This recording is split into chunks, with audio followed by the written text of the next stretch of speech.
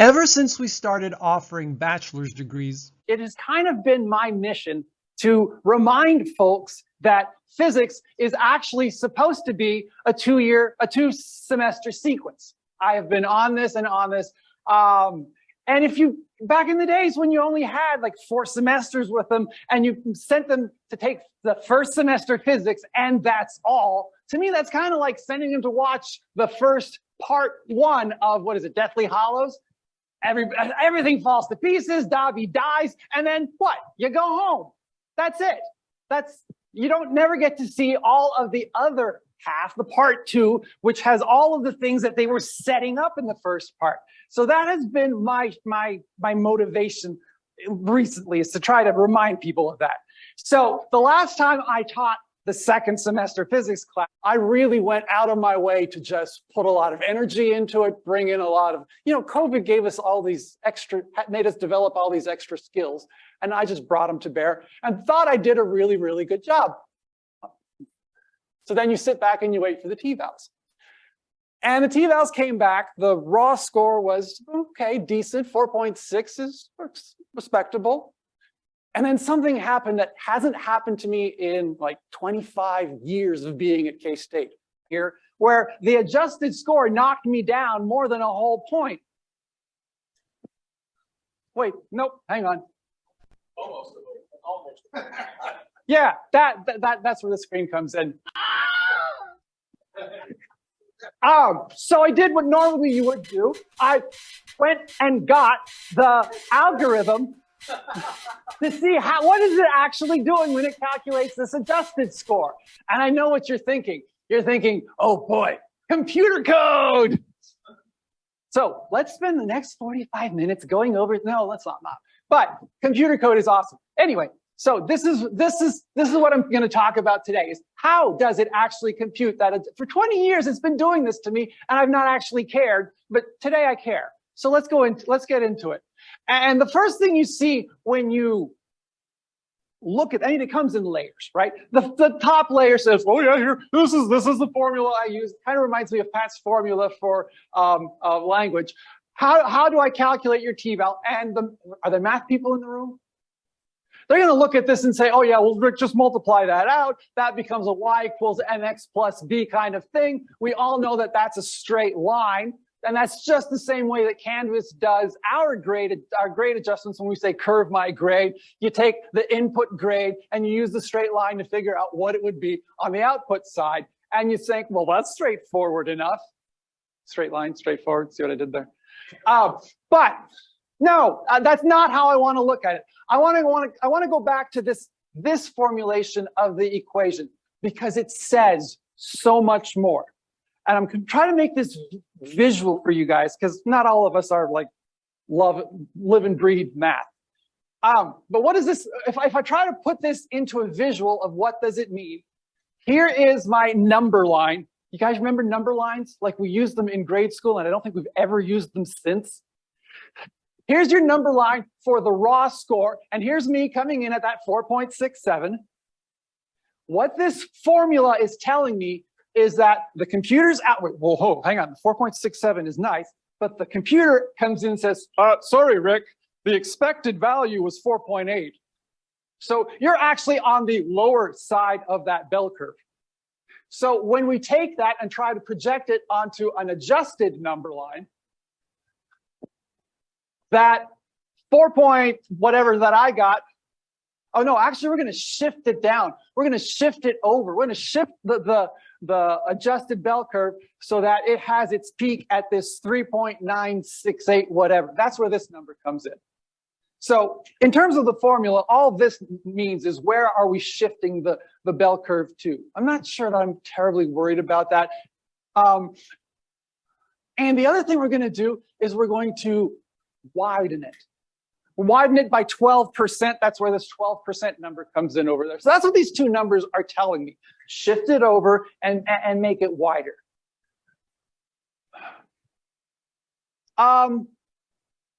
This is, which is what leaves me at my 3.7.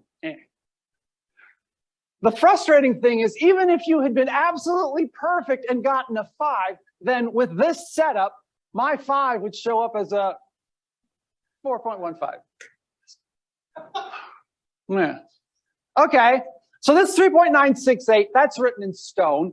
Not going to touch that one. And it's probably there because when they first started doing TVALs, they probably said, look, we want our bell curve to match the bell curve we had in previous semesters or years. And so probably that's a previous prior average that we want to match. And so they're just shifting it to, I mean, if you took a bell curve of my students in my class, you would probably want the average grade in my class to match the average grade in my class last year and the year before and the year before.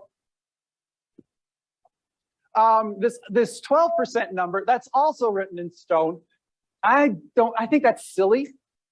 I can get why somebody would look at a bell curve from one year and say, yeah, we need to widen it to match a previous year or the previous historical average. But now what we're saying is, no, we're always going to widen it.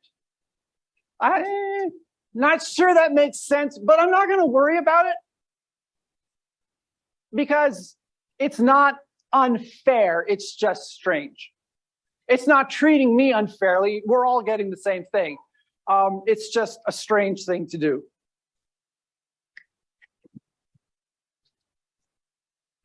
No, the number that's getting me in trouble is this 4.8, where it says the incoming bell curve should have been centered at. I mean, that is somebody who took that to me is, yeah, Fred. Nope, you're not on. I can repeat it if you want. It's cool. Now it's green. So I want to make sure I understand the 3.968 and the 1.1262 don't ever change from year to year. They've been that right there forever, as far as you know. That is hard coded into the algorithm. Okay, so it doesn't take into account the T-val version of grade inflation. Nothing. Okay, it's hard coded. Please don't ask me to justify why they do this. I'm still exploring what they do. I am 100% convinced that I understand what they do, but don't ask me to validate it for you.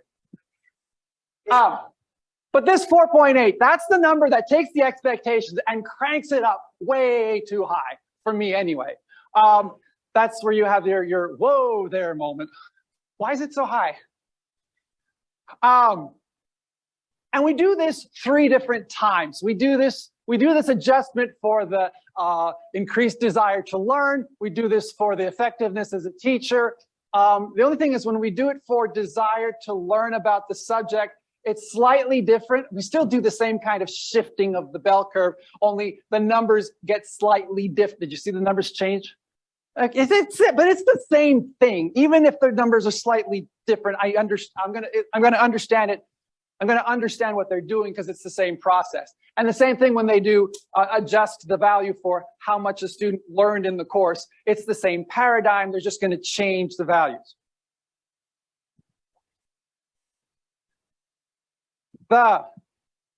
Okay, so why? So the next layer of this is to chase after, how did it come up with this number that's screwing me up?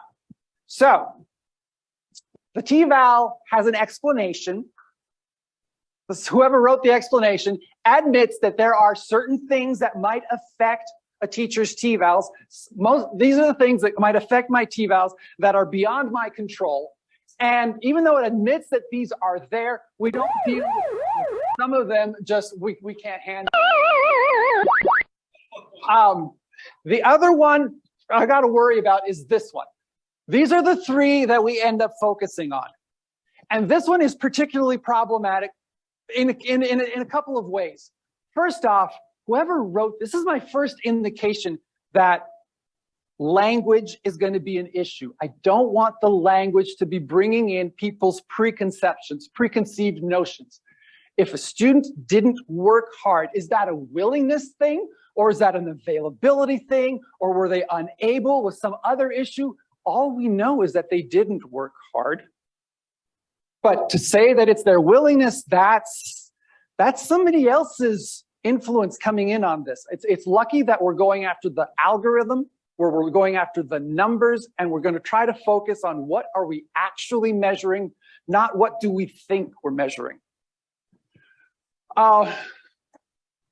So first reality check. I used to think that the adjusted score took all of these measurements and somehow glommed them together. No, it's taking these three. That's it. That's your adjustment right there.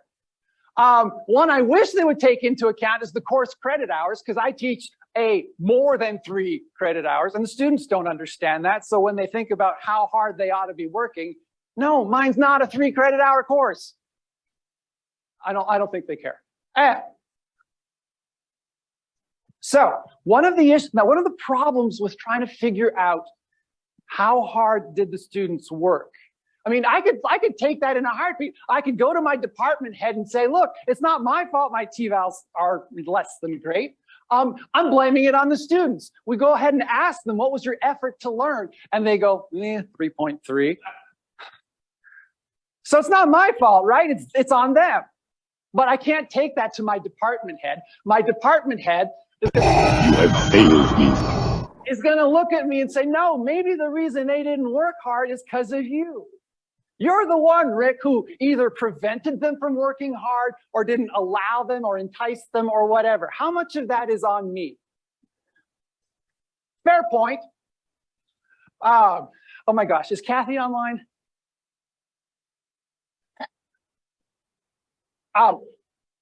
I started to think, hey, let's try to think about the effort that the students have to put into this class. And as I started to parse the algorithm, my first thought, oh wait, hang on, I'm a little ahead of myself. It's difficult to figure out this idea of how hard students work, because we all have this idea that in any class, in any group of students, there's going to be a distribution of how hard students work, and that's the students. Fine. But there's also going to be this other influence where the instructor does stuff to help the student learn. Post videos, post lesson plans, I don't know. And so all of this stuff that the instructor can do to make the students learn takes that nice bell curve and just blurs it out into this smear of stuff. And now we've got to make sense of this.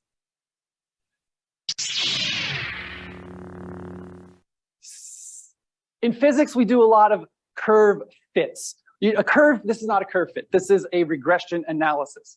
Physics is simple compared to this. Physics would just do a linear curve fit, which is to say, oh, wait a minute, before I even go into this, back up, do I even have the right shape? Does it make sense that the more I do to help the students, the less work they will put in because I'm making it easier for them? Or does it make sense to say, no, the more I do for them, the more they will work harder? And it turns out they're both right. Only the students who say they had it easier because I did more, those are the students who answer were not challenged to think deeply.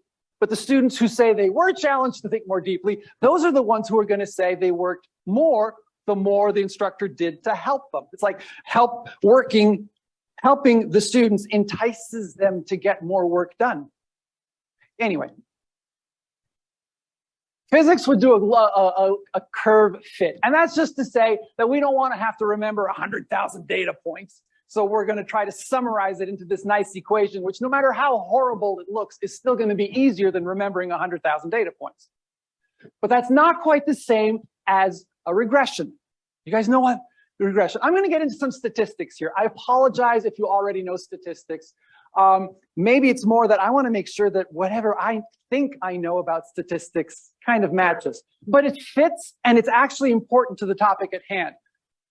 That red line, I want to think of this being a regression. I want to think of this is how the students should have started off, but they get knocked and bashed around by other factors. This is not just noise.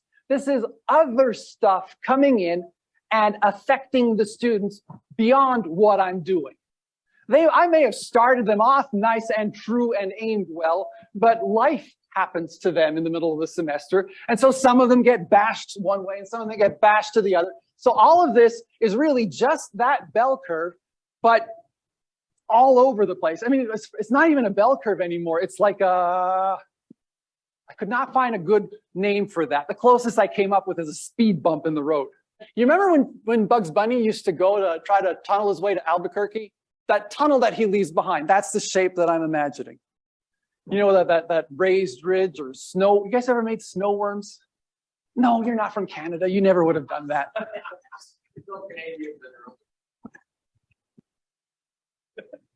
My kids were taking statistics. I asked them, do you know why it's called a regression? No. Do you guys know why it's called a regression? Dude who came up with this, Sir Francis Galton, here's what he said. He said, if you take everybody, paraphrasing, if you take everybody in a community like Salina, and you take the two tallest people, they are the ones, they're the tallest because when they were born, when they were conceived, they rolled the genetic lottery and they just happened to be the high rollers, both of them. And you know that they were because you self-selected. These are the two largest, tallest people in the community. Same thing for the shortest people in the community. They would be the ones who, when their genetic dice got rolled the lowest numbers, right? Here's the thing. When you roll sixes, there's no higher roll than that. So when these guys go on to have kids, the next roll of the dice, they can't roll higher than a 6. They can only roll that or less.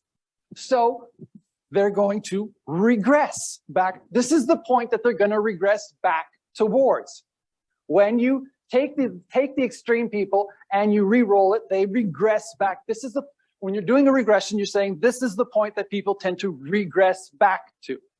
Why do I care? I'm in education. Well, here's why I care. Regression towards the mean. Some math department at some institution somewhere likes to take its students who bomb their first calculus test, say, and then they do some little help with them, and then they retest them, right? Well, if you took the worst performing students on a calculus test, presumably those who were having a terrible, horrible, no good, very bad day when they took the test, well, after you've had your terrible, horrible, no good, very bad day, any other day will necessarily be less terrible, less horrible, less no good, very bad. Unless you're trying to be Speaker of the House or something.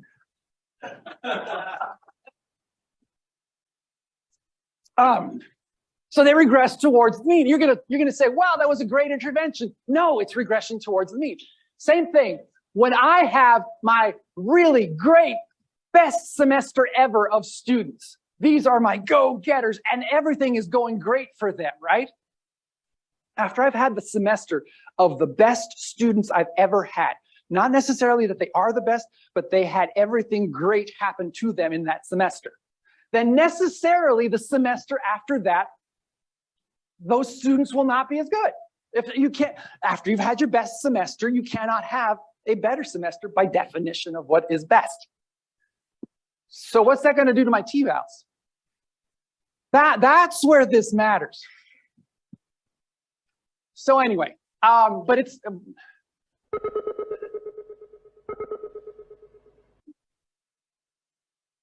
I also want to use this as a way to separate out. Here's what I'm doing. Here's what I'm responsible for. Here's what you can blame me for, and here's what you cannot blame me for. So this is my way of thinking about this. I'm going to do this much to help the students in my class. And so I should expect this much out of them. But then life happens. Whoops. Life happens, and here's your bell curve happening right there. And there's going to be here's the guy who's on the low end of that bell curve. This is the student whose car died twice during the semester. His dog died twice during the semester. His kids had COVID during the semester.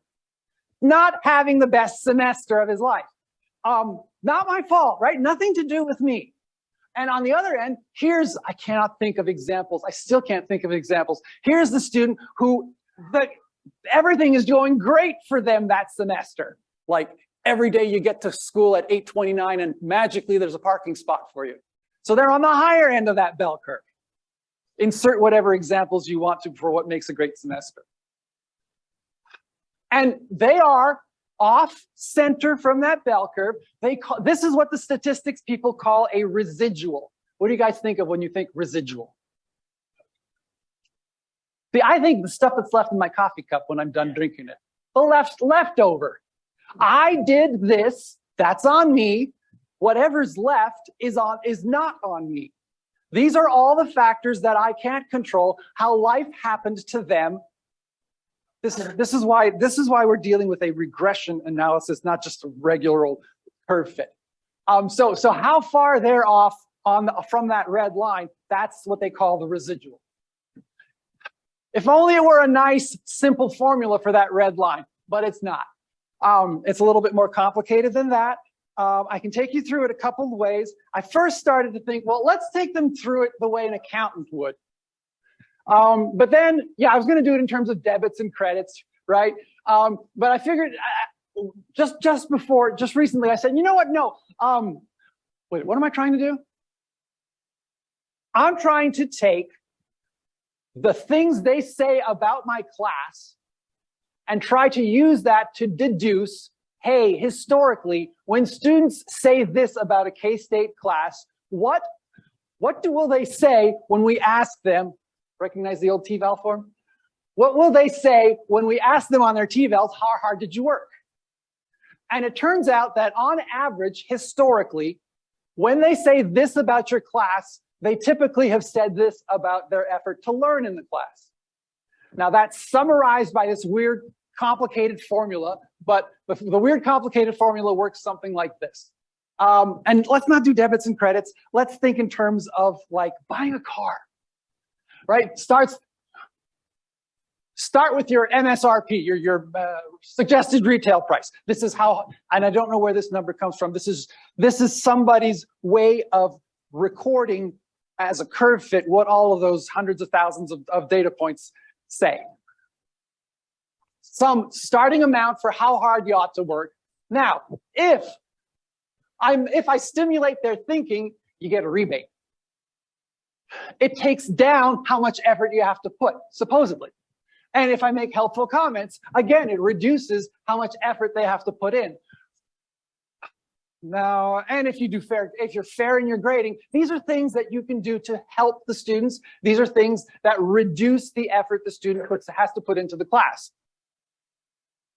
Until you get to these two, which is where you start combining things. Hey, if I do this and this, wait a minute, my cost is going up. Why is my cost going up? Cost is going up because these are the things that if you do, now it's not that you're making it easier on the student. Now it's that you're enticing the student to work harder. So they're going to say they work harder. And at the end, this is how hard they ought to be saying they worked in this class, given what else they have said about the class.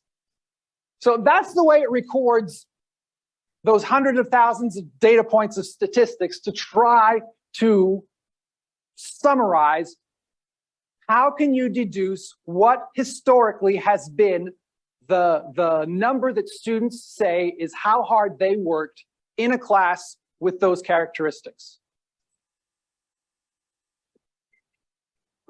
And we're going to take that, then we're going to ask them, okay, but my students didn't work that hard. I asked them how hard they worked, and on the T-Val, they said their effort to learn was a 3. They worked less hard than historically students would have worked who said this about my class. So the residual for them is negative. Okay, so they're on the lower end of the class. Words come at me again. Within the computer code, there's a comment, and the guy who programmed this says, oh yeah, no, this is how much the students were motivated or demotivated. I hate that language. What does that even imply? One, that suggests to me that that's something I did to them. And that's somebody who's like, no, you missed the point of a residual. I've already taken that out when I figured out this is how hard the students ought to work based on what the teacher does. The T-Val report, not the T-Val report, the T-Val guide calls this the teacher-induced student effort. And so that's what the teacher does. It's really, and then you do stuff So you take your stand, this is me trying to visualize it. You take how hard the students should work, you do stuff that makes it easier, you do stuff that entices them to work harder. You basically set the bar. Historically, this is where the bar was. And if the student says that they worked harder than that, program calls it STAM 13, which I think stands for student academic motivation, which is not any better. But numerically, this to me, I just called it, to myself, I called it the OW factor, how much they overworked. If they worked harder than what was historically happening, because that's what the number is measuring. It's taking the recording of how hard did you say you worked numerically. Is it more or less than what the average has been? So, and in my case, my OW is negative. My course has a negative OW factor. Yes? It's not reality. It's not reality, says Drew. It's what they feel. What they get. Yes. How is that not reality? Okay, so it is their perception. It is a perceived OW. Your OW is not real. It's just a perceived. I'm going to try that on my kids. Yes, and it's limited by those who chose to fill out their form. Okay. Oh, wow, I got a lot to get through. Wow. So if only I could visualize this, if only I had a cool visualizer to see what this actually looked like, so it wouldn't actually be just a bunch of numbers. So let's plot this as a 3D graph, which is what I want to do for you, Pat, for all of your language stuff. And it's got multiple variables, so I need to do this as a surface plot. And it's got one of them grading. I'm cycling through, is the grading fair, is the grading unfair? And let's just freeze it on the part where the grading is fair, because most of the time that's the comment I get. I hardly ever say the grading was unfair. But look at this. This is if you take all that complicated number stuff that we did, this is what it looks like in the end. Take this green slice. What does this green slice tell you? This is the students who when they ask were they stimulated, these are the students who say, nah, wasn't really stimulated. Okay, fine. For the students who weren't really stimulated, this surface, it's not math, it's just a playing field. This field is saying that the more the instructor does to help the students, the less work the students report having to do, because you're making it easier for them. And on the other side of things, here are the students who did say that, yes, I was stimulated to think more deeply. And on their end of the field, the more the instructor does to help them, the more they do. They work harder. Now, I think I can understand that better than the numbers. Also, check this slice of the graph out. It's got a line that goes up this way, right? Pull that away. You could look at this and say, the more you stimulate the students to think deeply, the more effort they will say they put into the class. Yeah, hang on, don't get the wrong idea. Just because the line goes up when you increase this doesn't mean that stimulating them causes them to work. It could be the other way around. It could be that the more they work, the more they'll get stimulated by the process. This assumes they read it. That's true. This assumes they've read and understood the question. We already know they don't. Bottom line, though, is this is supposed to summarize years and years of KSU historical data that says when students say this about your class, then historically, this is the average number they have said in the past is how hard they worked in that class. They kind of say that in the TVAL guide. I'm just not sure I read the TVAL guide 20 years ago, but I'm not sure I quite understood what they were saying. So now we take that number and we put it into an even more complicated formula, which I'll explain more in a minute. But if I take it piece by piece, you've got the red part saying how much they overworked affects the score that they're going to typically give an instructor for teacher effectiveness. And the idea is that the more they are willing to work, the higher they tend to rate their instructor. It's a parabola. Also, you've got the blue stuff, the blue part of that equation is talking about their prior interest in the class. You ask them on the t-vals, hey, how much prior interest did you have in the class? And it comes up with this parabola, which is to say, the more they have prior interest in the class, the more likely they are to give the instructor a higher t-val score. There's also one about the number of students in the class, but yeah, it's there. I'll accept that it's there, but it really doesn't change things by much. So I'm not going to talk about it too much. And when you put it all together, this is the shape you get. Math people would look at this and say, oh yeah, hey Rick, that's a saddle point. Do you guys know what a saddle point is? A saddle point is a point that in one direction is a maximum and in the other direction is a minimum. Simultaneously, if you are simultaneously at the maximum and the minimum. How cool is that? They call it a saddle point. Oh, I saw this at Trader Joe's. It's shaped like a saddle. Okay, if I have lost you, if I've been too boring so far, wake up, because this, if you're in screensaver mode, poke out of it, because this is the most important part of this presentation. This is the thing I want you to get out of this. I want you to take that shape and I want you to view it as the landscape. This is like the land of the hobbits. What did they call that? Mark, the land of the hobbits, that's the Shire?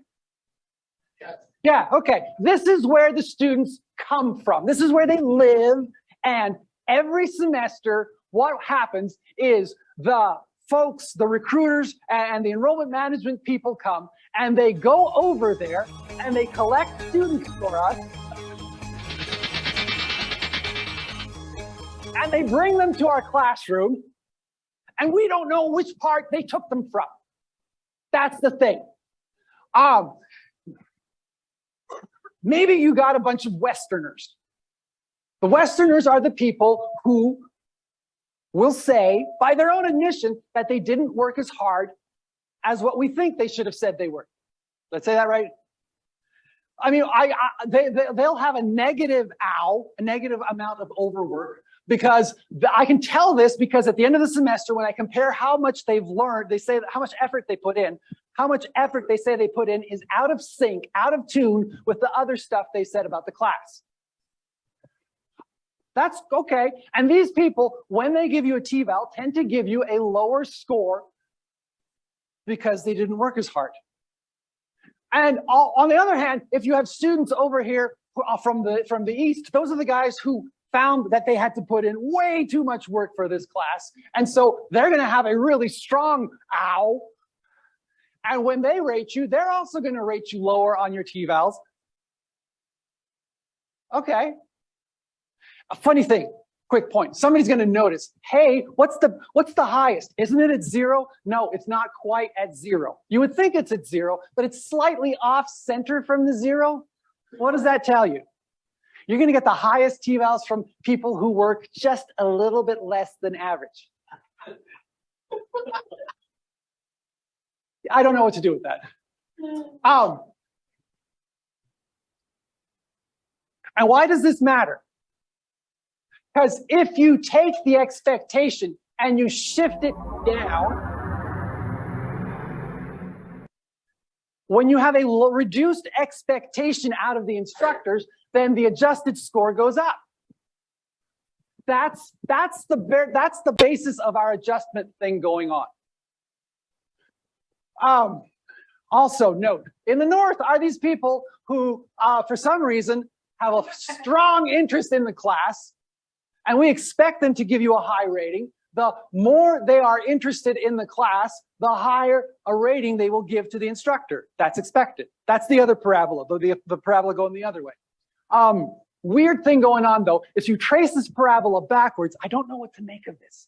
I really don't know what to make of this. Maybe it's just a mathematical artifact. But if you trace that same parabola this way, you'll get the students who are least interested in the class, and somehow that goes up also.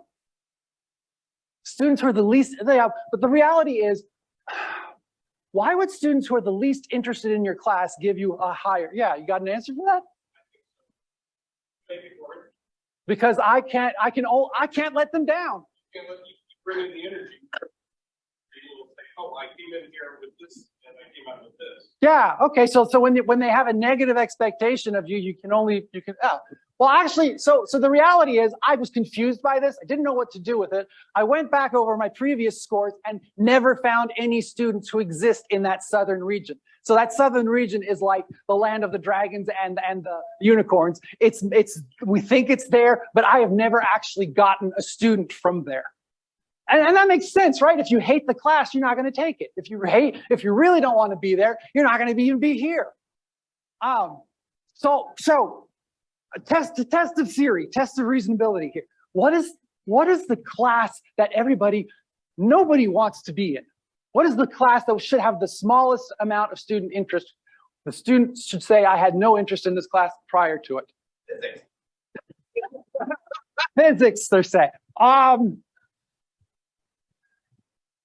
actually reached out, to the math people and said, hey, math guys, what are you getting in terms of that score for what was my prior interest? And they all said, I asked, Megan got me these, the students taking math had a prior interest of 3. Nobody ever had a lower prior interest than that. It's like, does anybody ever have a smaller interest than a 3? Maybe they just don't feel like they can say so. I don't know. But so yeah, don't worry about that southern region. We think it's there, but until we actually get a student from there, it's just a theoretical thing. This is the effect that the number of students has on the landscape. I'm showing it to you just to show you that it exists. But can you see it's minimal? It's not really doing much. I'm not terribly worried about it. Yeah, there is some difference. This is a graph of 10 students versus 50 students in your class. How much does it actually affect the expected t-value? There is an effect due to number, but it's not big. So I'm not going to waste my time on it. My students, this is how Rick got hosed by his students. Take your students and start at that saddle point, right? My students, by their own admission, did not work terribly hard. So they have a negative out. But when I asked them, when the t-val asked them, what was your prior interest in the class for the second semester physics class? They said, I got a 5.0. And so that made them out and out Northerners. And that made the expected t-val unreasonably high. Like, I can't live up to those expectations. But the premise of all of this was that of all of these things that are supposed to be outside of an instructor's control, right? This one, the student's prior interest. If the students have a strong prior interest in the second semester physics class, whose fault is that? Yeah, so this may be a loss for me, but I'll take the loss. This is what I was after in the first place. I want them to want to take the second semester. So yeah, nice. Okay, I've thrown a lot of math at you. I didn't want to be all mathy. Let's review the process real quick because there's some more useful things I want to tell you. So, quick recap. We use this accounting idea to figure out, to summarize what should have been the effort that the students would historically have said they expended in a class described like this. And I get that off. You can get that off of the numerical. You can get that off of the graph. It kind of is where is the bar for these students historically, and if they exceed the bar.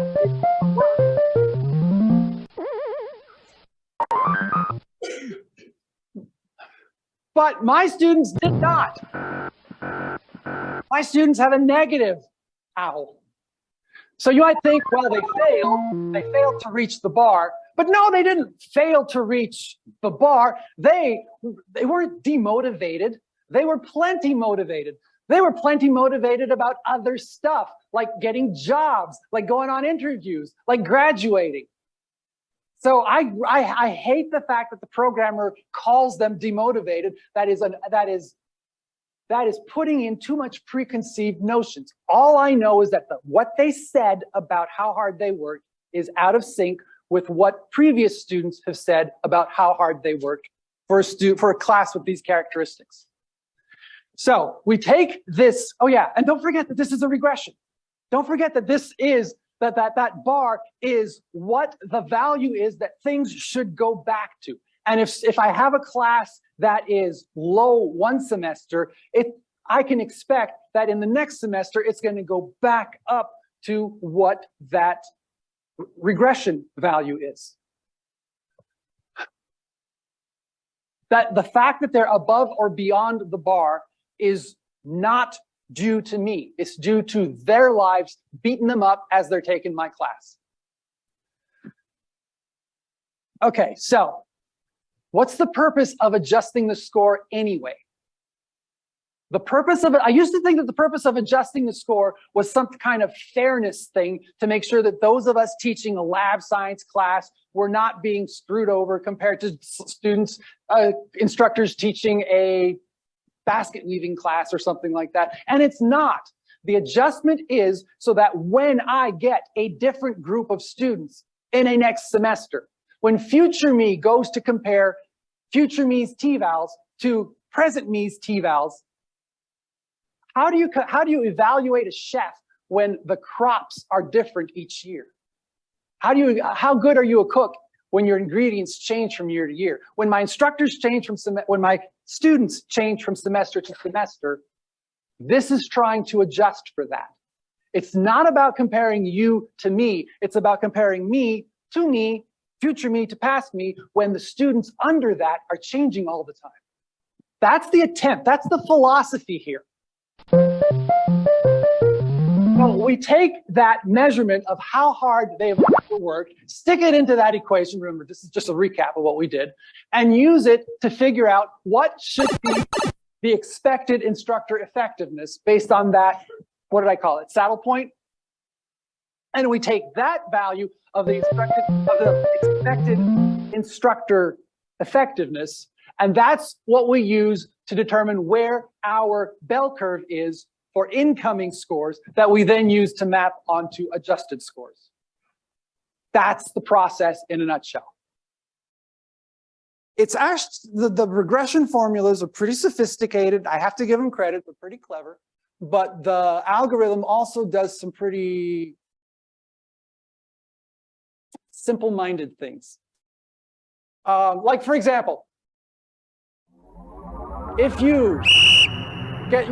your prediction gets so low that your adjusted score would jump above a 5.0, the algorithm says, no, you don't, stops you, and will not let you get higher than a 5.0, even if the predicted score, the expected score goes down.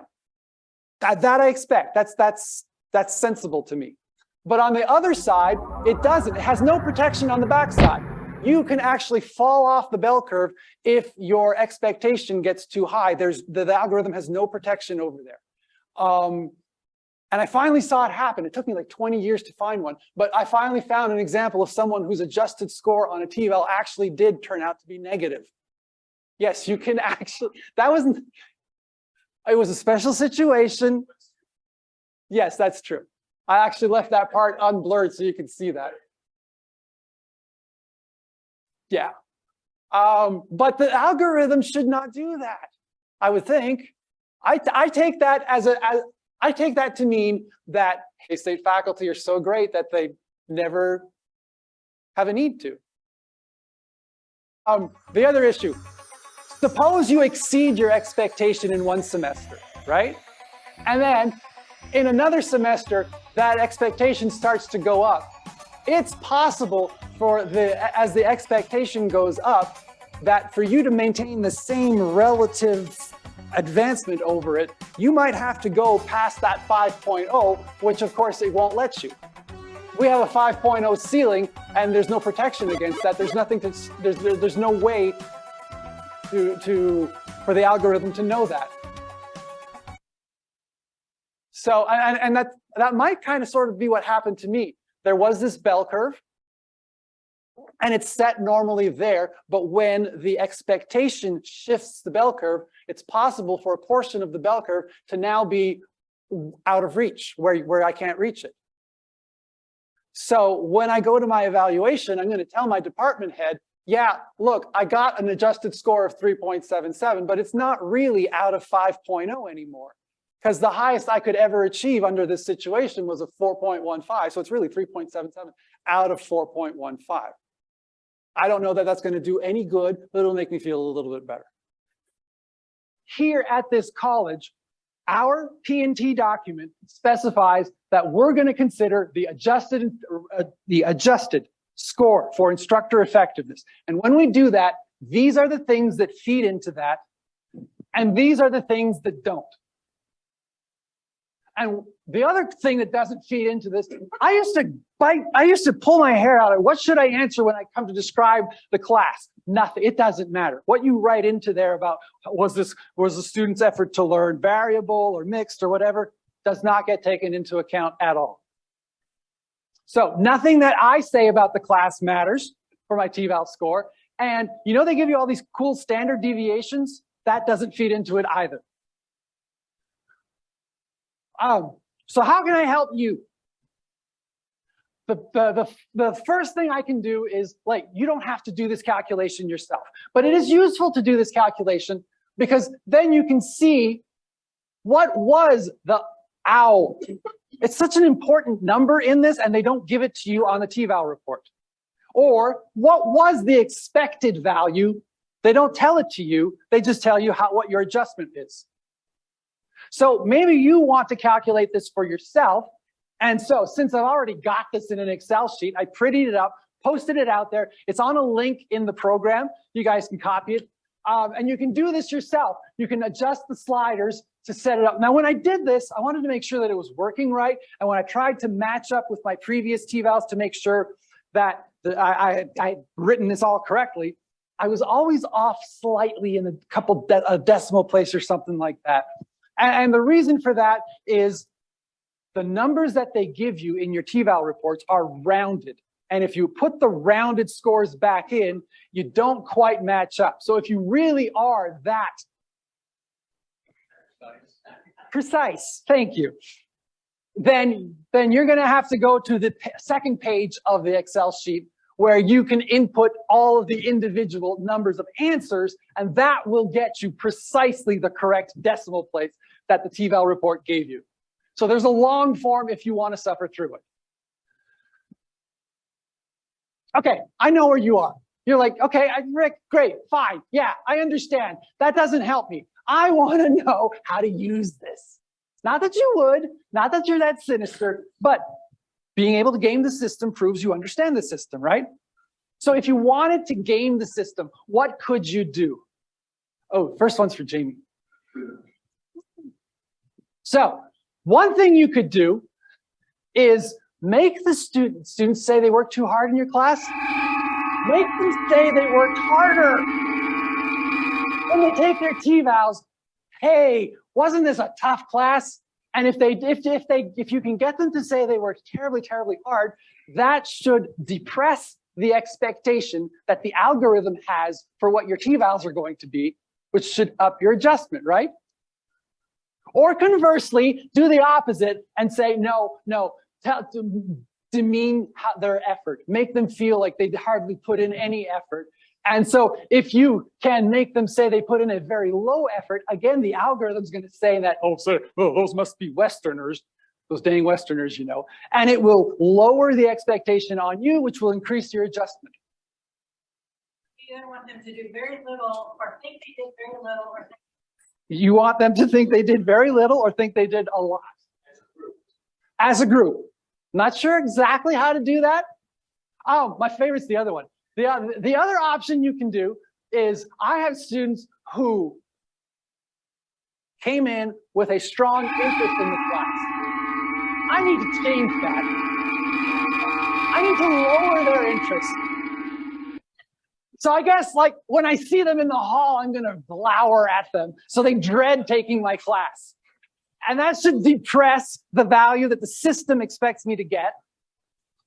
And I'll be adjusted up, right? But if I go too far, I might enter into this weird southern region that doesn't actually exist, but the formula is there for it. And I may actually get those students who are expected to give me a high value because they dread the class.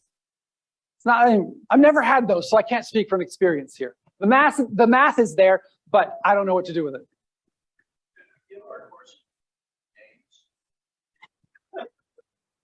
Tim says, can we give our courses very boring names? Because general physics just rolls right off the tongue.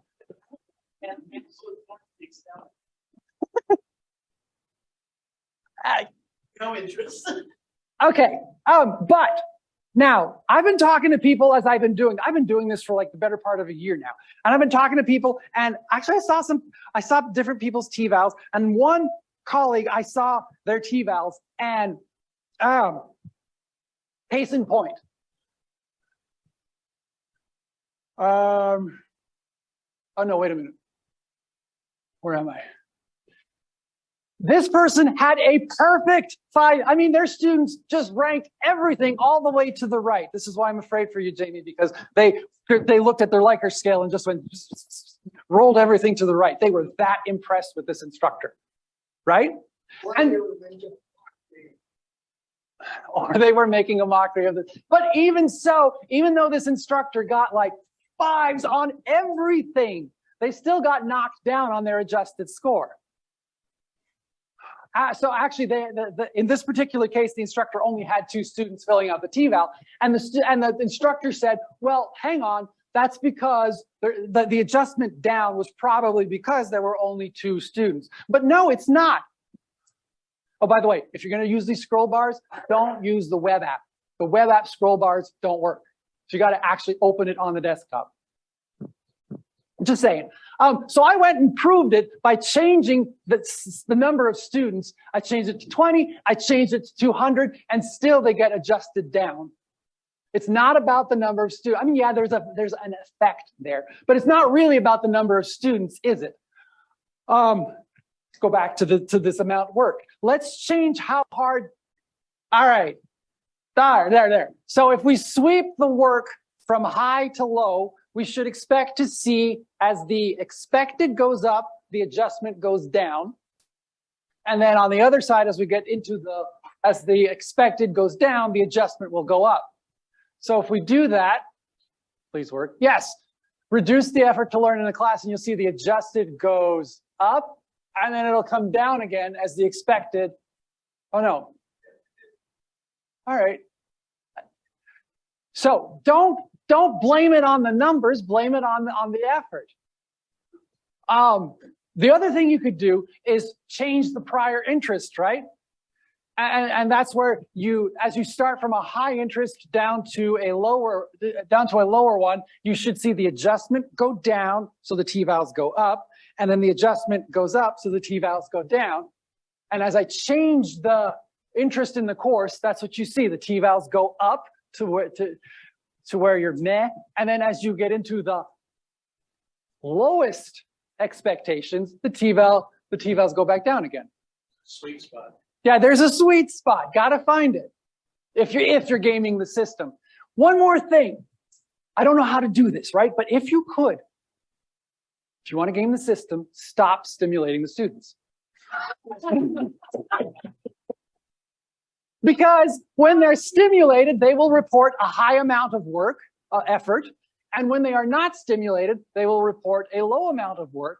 And so when you reduce the amount of work that's expected, then the amount of work that how much that residual looks is going to move off towards that side, reducing the expectation and increasing the effort, increasing the adjustment. Okay, so you might, gotcha. So you might look at this and say, I don't care about instructor effectiveness. Let's go look at how much the students say they learn. And when you do that, the landscape that you're drawing the students from looks different. This is the formula for amount learned. for the expectation of what the student will report as how much they've learned in the class.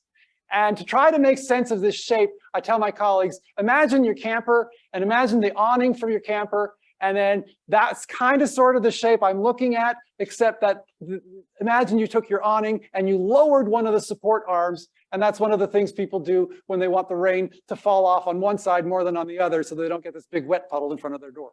So that's the shape we're looking at, right? And on the front side of it, you have, these are the students who say they have no prior interest in the class. And as I look at this, what it's telling me is that when the less these students report working hard in the class, the less they feel like they've learned from the class. Makes sense. On the back side, you have the students who come into the class saying they have lots of prior interest, and yay. And they too report that the less they work, the less they feel like they've learned. But even though even if they've worked absolutely the lowest of all, they will still feel like they've learned something, probably because they're just so excited to be in the class. It really makes the point just how important it is for the students to have this prior interest in the class. So if you're one of those students that can't put out a lot of work because, I don't know, life's affecting you, just how important is it that how much your prior interest affects the amount that you've learned is drastic. For my own students, yeah, on that end is a student who has no prior interest, and those are the students who have lots of prior interest. And even though they don't put in hardly any work, the prior interest has a dramatic effect on how much they've learned. My students were not that bad. My students didn't, their effort was not that low. So even though they didn't do, they reported having a lower effort, the fact that they were so interested in the class, they still ended up feeling like they've learned a lot. Feeling like they've learned a lot. So we did amount learned.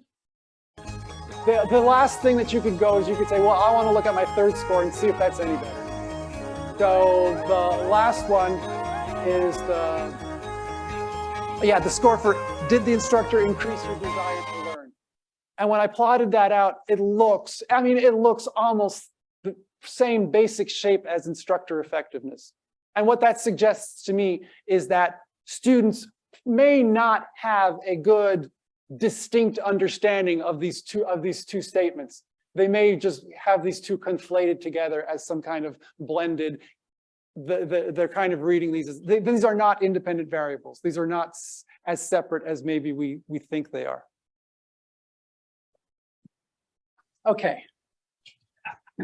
Hang on. So I'm going to stop for questions, but I really want to burn. This is the image I want to burn into your brains. So I made a poster of it and hung it up in the faculty lounge so that you could see. I mean, I don't want. It's not about math. It's about the shape. It's the physics of T-vals, I guess. That's all I got.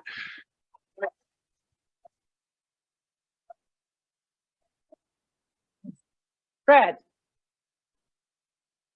Mike's coming.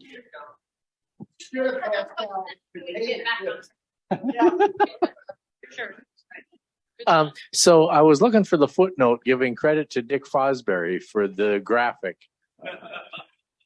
So one of the interesting things about the graphics, and yet not Dick Fosbury one, but somebody was going to jump. I figured it would be Dave hammering me on the Mario. Did you know that Mario changes skin color as he goes from Donkey Kong to Super Mario? That I've never known. Okay, last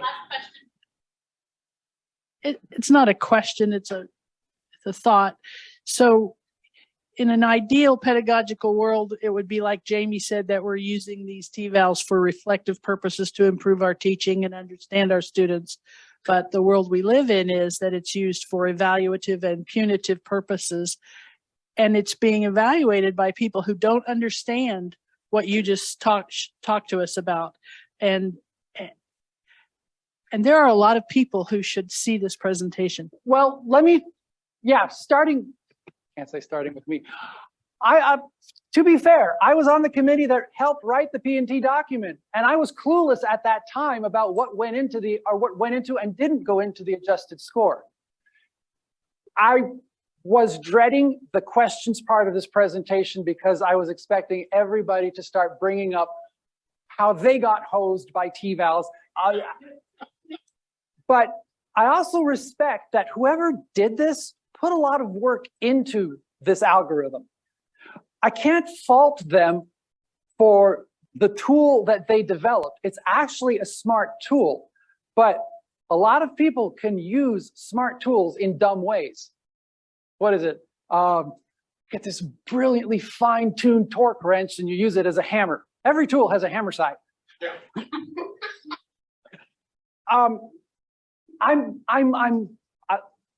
What I like, I went into this now and I was able to pull out a story about, yeah, I may have gotten adjusted down, but now that I know why I got adjusted down, that piece of information of I'm actually making the students want to take the second semester, that's a win for me. So it's the understanding of how the tool works. It's not, yeah, I will agree that there are administrators who don't know how this works, but there are faculty. There are people who have been here for 20 years who didn't know how this algorithm worked. And that's on me. We're all guilty. Don't diss the tool. Don't blame the screwdriver for not being a hammer. And I do want to get back with you about your plain language formulas because I want to do the surface thing with them.